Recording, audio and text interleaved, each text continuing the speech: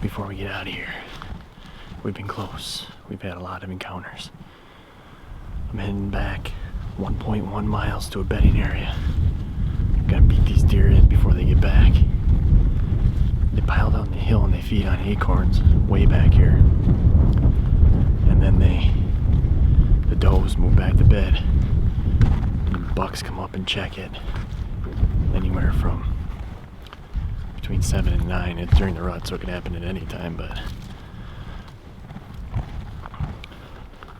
I'll be on the ground. If it happens, it's gonna happen fast. Yesterday it almost happened. I had a buck at 15 yards to my left. Heard him grunt twice. I'm just gonna get a shot at him or get the camera on him. Been tracking him for, well, today would be 4th day of moving in on him. Glassed him up midweek, checking the same bedding area. So there's a big wall of cedar trees,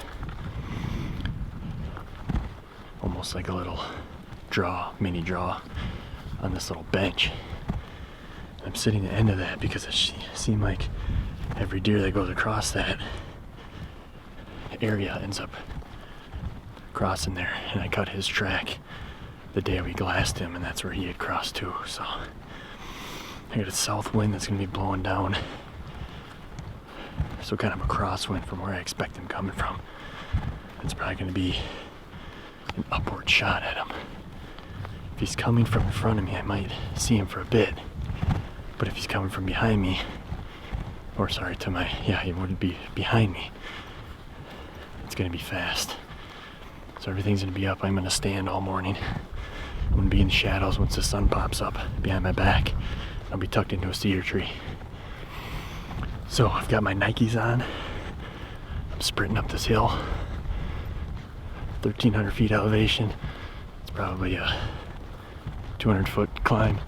Gradual. It's nothing for you Colorado boys, but when you're whitetail hunting, especially for this flatlander from mid-Wisconsin, and now I hunt in Green Bay, which is really flat. So I'll shut the camera off here. Check in with you once we get up the knob, down below on the bench, and crackaroni and cheese on a buck.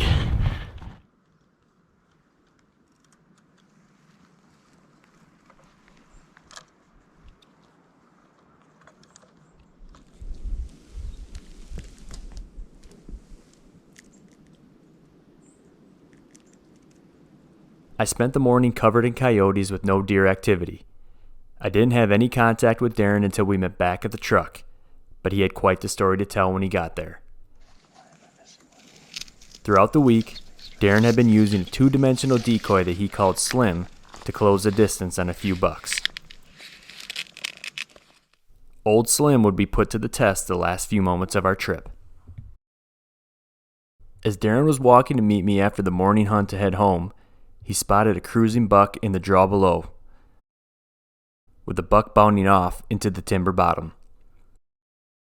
Darin gave chase across the high ground, eventually grunting his way down the next draw to cut the buck off. He and his buddy Slim were about to have one of their closest encounters yet. The footage is from 2 GoPros and a Tactacam, and gives a great perspective on how chaotic a ground stalk can be.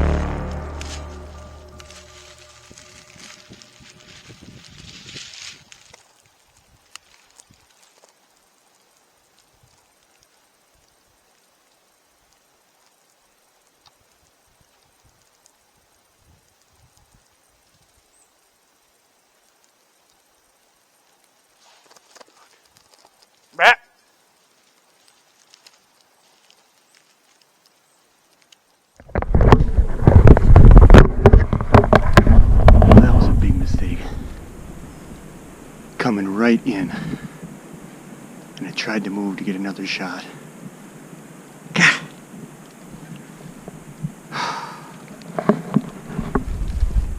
How far was he? I had the high ground. What were you thinking? What were you thinking? Oh my God. You dumb idiot. He was right there. 25 yards, I bet. I'm gonna grab my rangefinder here.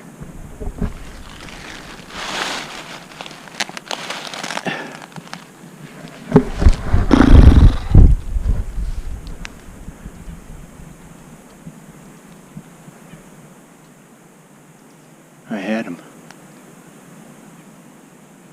Last hour walking out, I see this buck. I don't even know what he was. He looked like a big 8.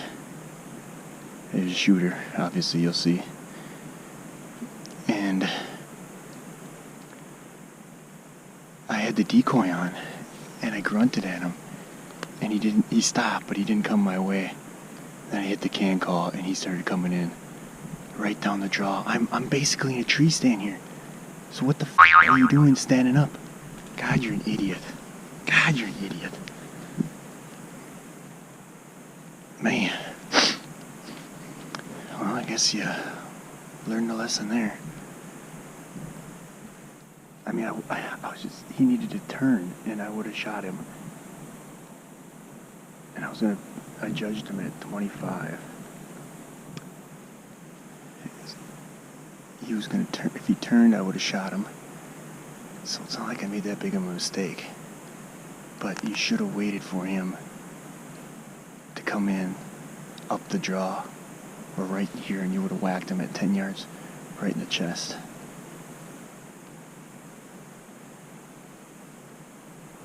Oh man, that hurts. That hurts bad. This close from being tagged out.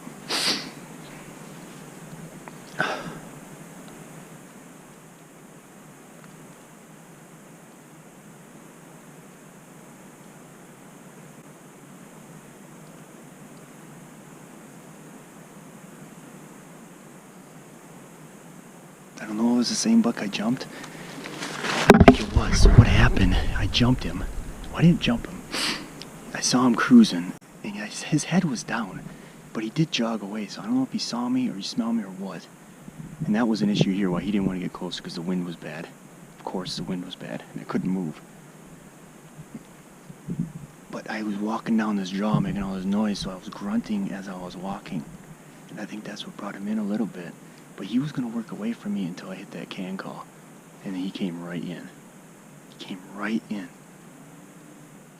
And I should have shot him. I should have just stayed behind this tree. He would have gave me a shot. I know he would have. Even if he works away, I could have hit that can call again. I mean, I could have shot him right there if I wanted to. He was just facing the other direction, so he was close enough. I did everything I had to do. He just got lucky. All he had to do. Right away, if I would have been like that when he was about to start scraping that tree, he was broadside. But I wanted him to get a little closer.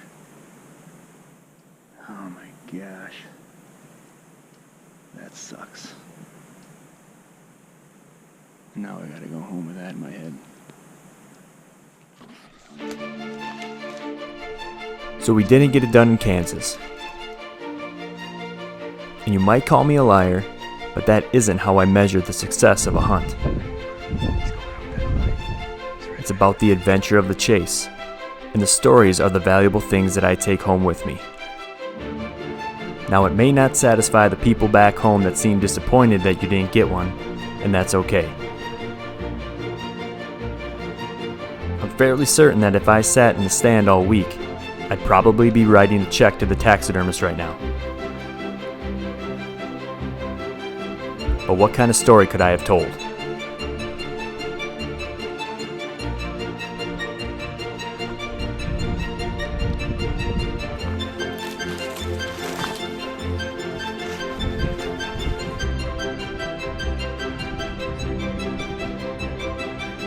Obviously, the goal is to bring home a deer. But if that is your only measure of success in hunting, I promise you are going to be disappointed more times than not. For me, I prefer to live by the optimistic phrase that every hunter that's ever laid their hand on a bow and failed has uttered through their lips. There's always next year.